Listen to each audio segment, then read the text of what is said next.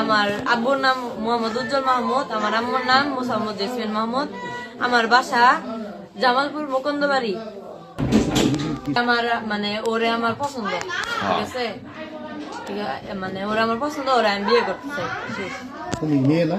জি মেয়ে। ও মেয়ে। আমি রবাবটা কি তুমি দিতে পারবা? পাওয়া যায় না, কোনদিন পাওয়া যায় না। যদি পাওয়া যেত কি আমি বুঝলাম না কিছু। আশ্চর্য না, আমার বিয়ে হয়েছে, বাচ্চা হয়েছে, এমন ব্রেন ওয়াশ করছে। তোমার বিয়ে হবো, তোমার বাচ্চা হবো, ওর বিয়ে হবো, আর বাচ্চা হবো, আর আজীবন করে খাইতে হবো। তোমার আমি পা ধরি, আমি কিন্তু আত্মহত্যা করবো, গলা ফাঁসি দিয়ে। আমি সবাই তুমি কিন্তু মেয়ে কিন্তু বুঝাও সংসার, এখন আমার বাচ্চাটার জীবন তুমি নষ্ট করে বাপ কর, বাপ কর, বাপ এই মিলি বাবারে ডাক দাও নাকি? এই তো বাবা গো আসবো না?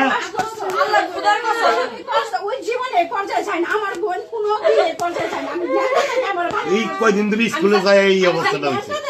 মানুষ করছে, আমি যাই না, ওর কোনো ব্র্যান্ড ওয়াশ আমি করি নাই। তুমি তো আমার মেয়ের অবজেকশনটা দিছিলে। পুলিশ না বলছে একবার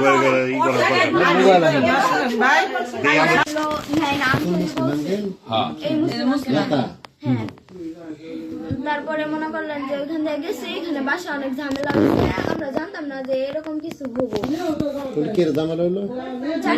মোটরসাইকেল নিয়ে আমরা গেছি, এই জন্য সবাই মানে রাগান্বিত। এমনি ফৌজদারি দিয়ে আমার নানু বাড়ি দিয়ে ঘুরে আসছি, শরীফ যে গুদাসিমলা বাজার 40 মিনিট। হ্যাঁ এমনি এমনি ঘুরতে গেছি। পরে বাসায় আসছি, আসার পর সবাই বলতেছে কই গেছিলা, কই কি করছো, আর তোমাদের একসাথে মিশতে দেওয়া হবে না, তুমি আর এই বাসায় এসো না, শুধু একটু খালি ঘুরতে গেছি, এই জন্য কেউ যেন না মিশামিশি করো, তোমরা যেন আর কেউ মিশবা না বলছি। আজকে মিশো না।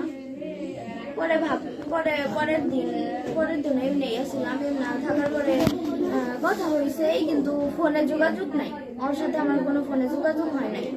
ওর ফোন নাই, আমার ফোন আমু নিয়ে গেছিল। পরে তারপরে আস্তে আস্তে কথা বলা বন্ধ হয়ে গেল। পরে আমরা এমনি বাসার সামনে যখন দেখা তখন কথা বলি, এছাড়া কথা বলি না। পরে আমি বাসায় গেলাম, বাসায় যাওয়ার পরে পরের দিন বলতেছে যে এখানে আসছে, এখানে আসার পরে বলতেছে পরের দিন আমি ঘুমের বড়ি খাই।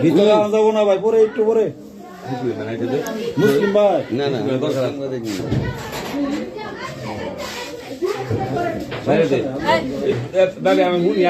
এই তোমরা কি আনকি বিয়ে করবার চাও নাকি? ভাই ঘটনা মেলা করছে, মেলা কাহিনী আছে।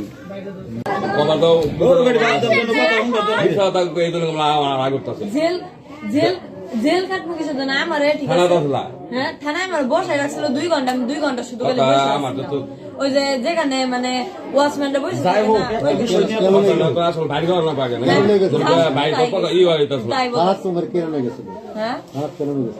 মানে আমি ওটা থানা তো পরে আলাপ, কিন্তু গেছো লাগো তোমরা অন্তত তুমি ধরে নিয়ে এলো, পুলিশ ধরে এলো তুলো, তোমরা গেছো লাগো, এইটাই আমি কইতাছি। আমরা গেছিলাম ভবানীপুরটা কোন গাজীপুরে, এটা কি মেয়ে খাই গেছিলা? জি একলা, তখন আমি একলা না না না আমি ওর সঙ্গে এবার ফার্স্ট সত্যি এর আগে বিনার সাথে বন্ধু বাড়ি থেকে আর বিয়ে হয়ে গেছে, তারপর আমি একলা তুলের সাথে তো করলো পরে।